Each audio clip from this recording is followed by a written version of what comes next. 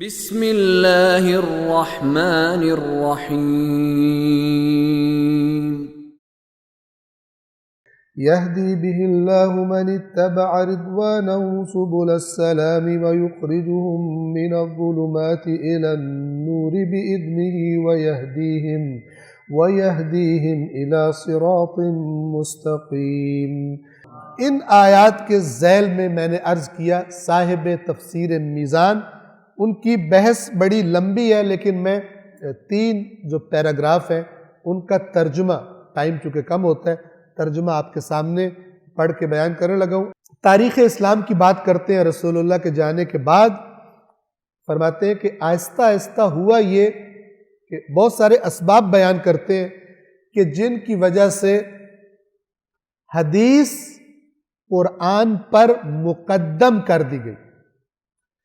احترام میں نام، یعنی نام لینے کے اعتبار سے قرآن کو مقدم کہتے تھے، قرآن سب سے اوپر ہے، لیکن عمل کے میدان میں حدیث کو قرآن مجید پر ترجیح دے دی، جبکہ رسول اللہ نے بھی اور ائمہ اہل بیت نے بھی تاکید فرمائی تھی کہ جب حدیث تمہارے پاس آئے قرآن مخالف حدیث قبول نہ کرنا۔ لیکن علامہ فرما رہے ہیں کہ ہو کیا گیا، عملی طور پر قرآن کو میدان سے آؤٹ کر دیا۔ احترام بہت تھا، لیکن اگر حدیث قرآن کے مخالف بھی ہوتی تھی تو کچھ لوگ اس کے قائل ہو گئے کہ یہی تفسیر ہے، اگرچہ آیت کا منہ کہیں ہو اور وہ حدیث کے جو حدیث ہو ہی نہیں سکتی مخالف قرآن، لیکن کہتے تھے یہ جو کہہ رہی ہے وہی بات ہے، اس آیت کا معنی ہم نہیں سمجھ سکتے۔ ٹھیک ہے، یہ فراڈ کے جو آج بھی بہت سارے دانستہ یا اپنی جہالت کی وجہ سے قرآن کے بارے میں کر رہے ہو۔ اب توجہ فرمائے علامہ کے الفاظ پر،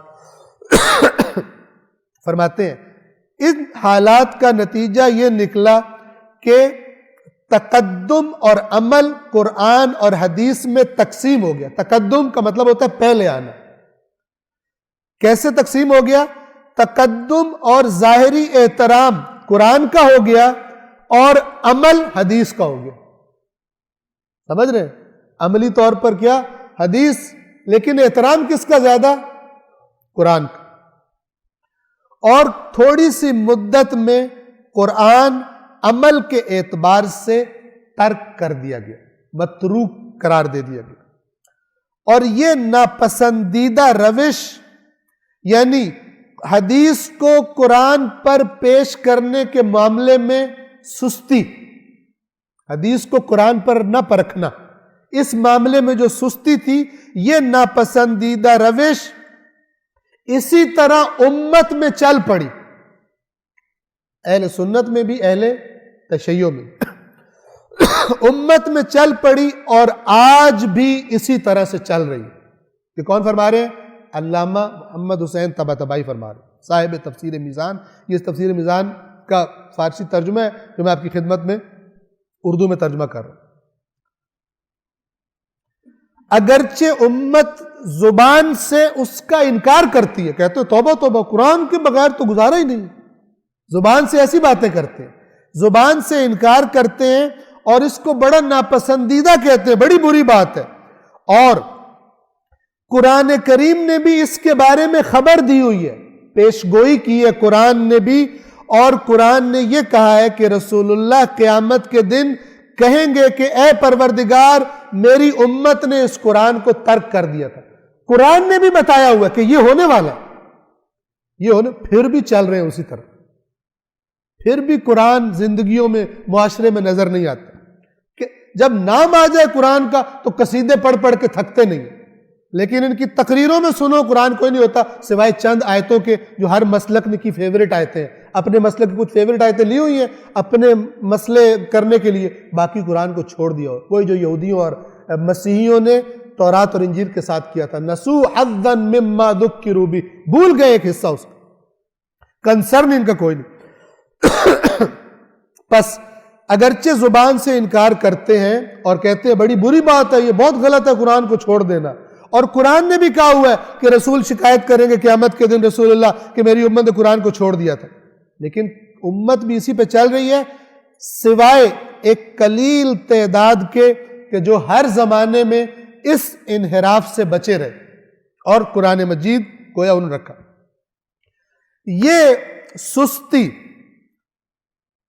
یہ ان اسباب میں سے ایک سبب تھی کہ جو اسباب باعث بنے کہ بہت ساری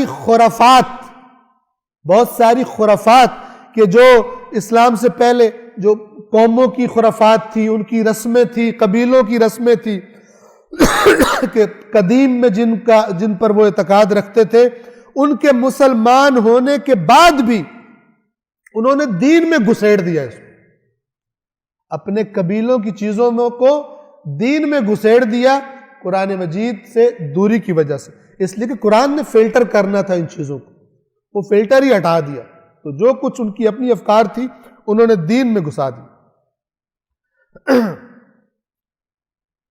اس کے بعد علامہ فرماتے ہیں